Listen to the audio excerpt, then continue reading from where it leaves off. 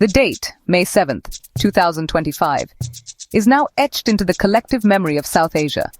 A day that saw decades of simmering tension finally boil over into open declared conflict. It was a war that nobody wanted but many had feared was inevitable.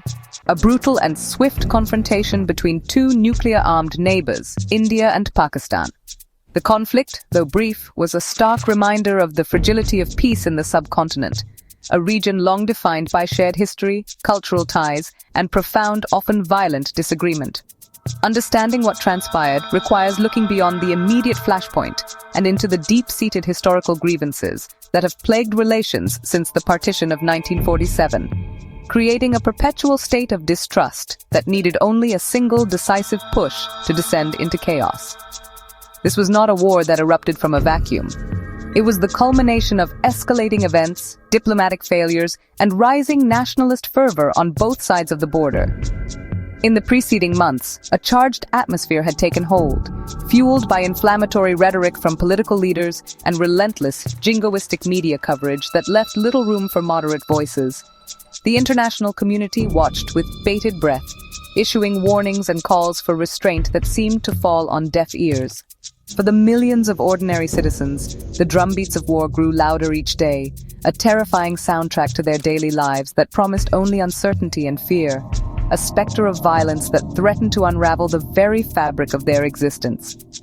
The War of May 2025 became a textbook case of how modern conflicts are waged, not just on the battlefield with soldiers and tanks, but in the digital realm of cyberspace and through information warfare.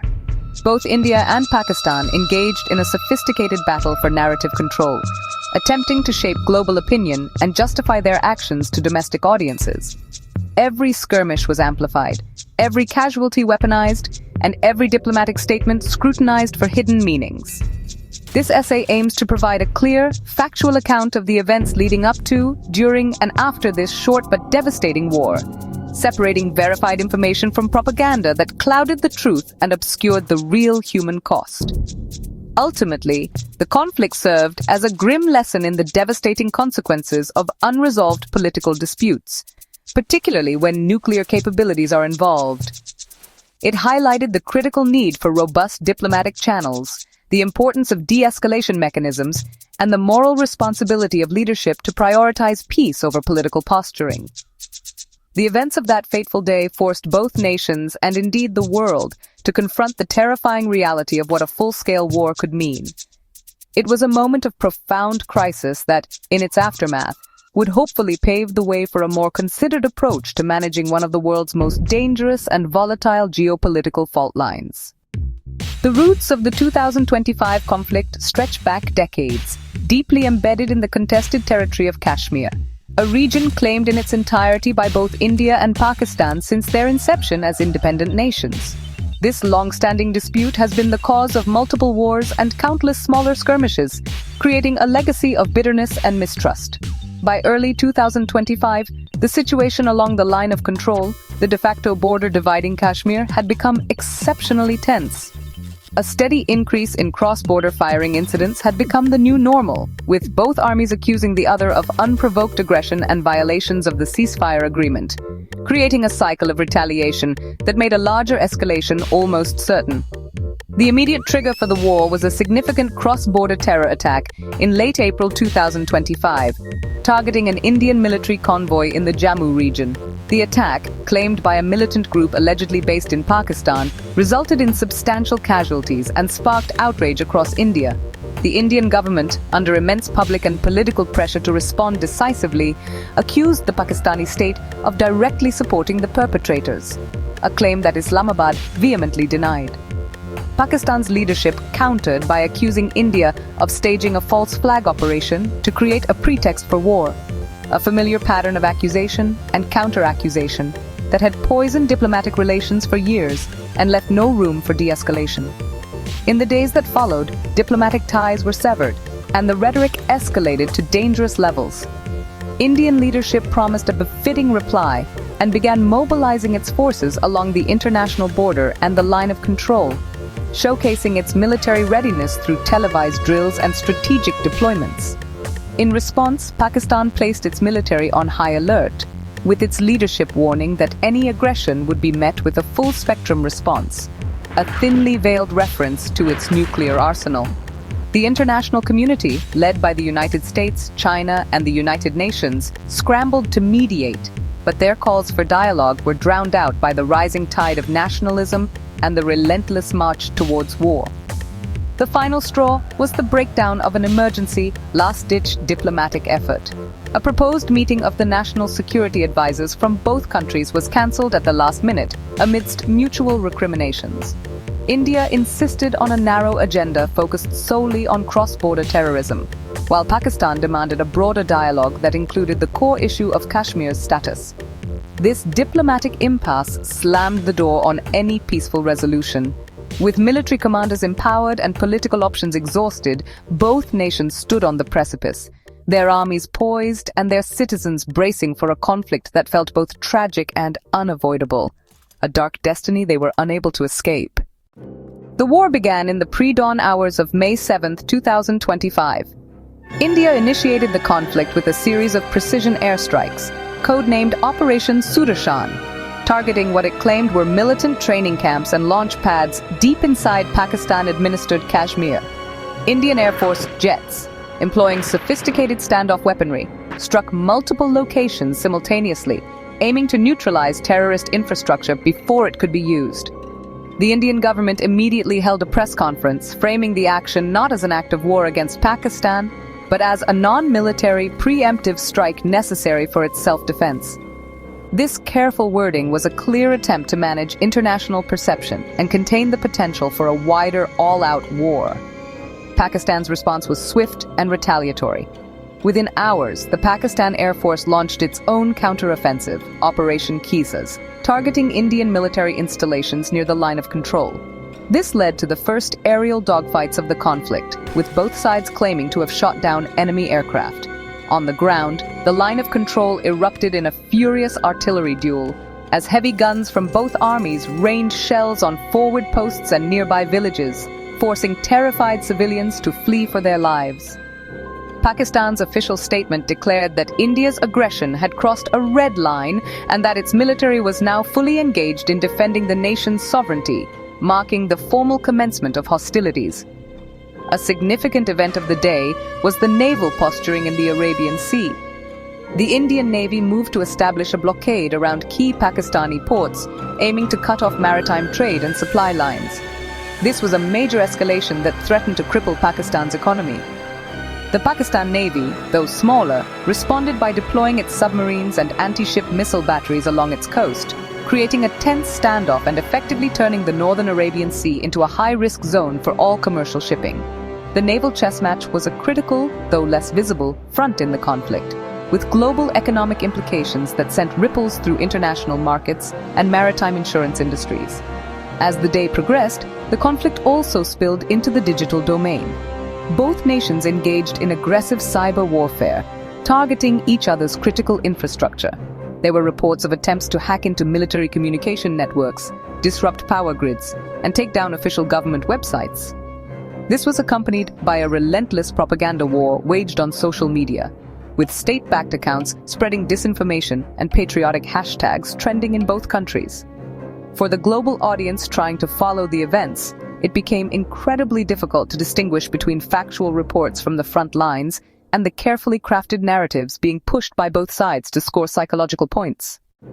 The most immediate and honestly tragic impact of the May 7th conflict was felt by the civilian populations living along the line of control and the international border. The intense cross-border shelling forced hundreds of thousands of people to abandon their homes with little more than the clothes on their backs. Families were separated in the chaos, fleeing on foot or packed into any available vehicle, just desperately seeking refuge in makeshift government camps or with relatives in safer areas. Their villages, fields, and livelihoods were left behind, many of them destroyed by the indiscriminate artillery fire. These displaced people became the first human casualties of the war, their lives upended by a conflict over which they had absolutely no control. The economic consequences of the one-day war were severe and far-reaching for both nations. Stock markets in Mumbai and Karachi plummeted as investors panicked, erasing billions of dollars in value. The declaration of the Arabian Sea as a conflict zone brought maritime trade to a standstill, disrupting vital supply chains for fuel, food, and industrial goods. Airlines cancelled flights across the region. Airspace was closed, and the general atmosphere of uncertainty halted tourism and foreign investment. Even this brief conflict was enough to deal a significant blow to economies that were already grappling with post-pandemic recovery and inflation, promising long-term pain for ordinary citizens. The war had a profound psychological effect on the people of both India and Pakistan. The constant news cycle, filled with images of military action, reports of casualties, and hyper-nationalist rhetoric, created a pervasive sense of anxiety and fear. In cities far from the border, the specter of a wider, potentially nuclear conflict loomed large, casting a dark shadow over daily life. The jingoistic media environment also deepened societal divisions, silencing voices that called for peace and making it difficult for citizens to question the narratives being presented by their governments. The conflict reinforced enemy images and hardened attitudes, making future reconciliation even more challenging. The international response was one of urgent alarm. The United Nations Security Council convened an emergency session, issuing a unanimous call for an immediate ceasefire and for both parties to exercise maximum restraint. Key global powers, including the United States, Russia, and China, engaged in intense back-channel diplomacy, leveraging their influence in New Delhi and Islamabad to pull the two nations back from the brink. The primary fear in foreign capitals was that the conventional conflict could escalate into a nuclear exchange, a nightmare scenario with catastrophic consequences not just for South Asia, but for the entire world. This intense international pressure played a crucial role in containing the conflict. The intense fighting on May 7, 2025, subsided by nightfall, largely due to immense international pressure and the terrifying realization within both governments of just how quickly the situation could spiral out of control. The United States and China, in a rare display of coordinated diplomacy, acted as key intermediaries, facilitating communication between the military leaderships of India and Pakistan. This led to the establishment of a fragile ceasefire, which came into effect in the early hours of May 8th. While both sides publicly claimed victory and asserted that they had achieved their military objectives, the reality was a bloody stalemate that had brought the subcontinent perilously close to a full-scale, devastating war. In the immediate aftermath, the focus shifted to de-escalation. Both armies began a cautious and phased pullback of the forward-deployed troops and heavy weaponry that had been amassed at the border. The process was tense and, honestly, fraught with suspicion, monitored closely by international observers and satellite surveillance. The navies also withdrew from their aggressive postures in the Arabian Sea, allowing commercial shipping to slowly resume, though insurance premiums for the region remained prohibitively high for weeks. While the cannons fell silent, the border remained on a knife's edge, with both militaries in a state of high alert, a clear sign that the underlying issues remained dangerously unresolved. The path toward peace talks was slow and arduous. The initial discussions were not between political leaders but through military channels, focusing on practical steps to maintain the ceasefire and return to the pre-conflict status quo along the line of control. It took several weeks of quiet, back-channel diplomacy, facilitated by neutral third countries like Oman and the UAE, before any formal political dialogue was even considered. The deep-seated mistrust and the domestic political fallout in both nations made any public concessions or peace overtures extremely difficult for the leadership on either side, as they feared being perceived as weak by their hawkish domestic audiences. Ultimately, the 2025 war served as a sobering wake-up call.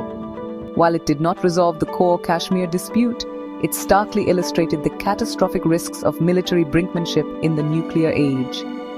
The conflict forced a reluctant return to the negotiating table, with renewed, albeit fragile, commitments to dialogue and conflict management mechanisms. The peace that followed was not a warm embrace, but a cold, pragmatic understanding that the cost of war was simply too high. The scars of May 7th remain, a permanent reminder for future generations in both India and Pakistan of how quickly the drums of war can lead to the edge of an abyss.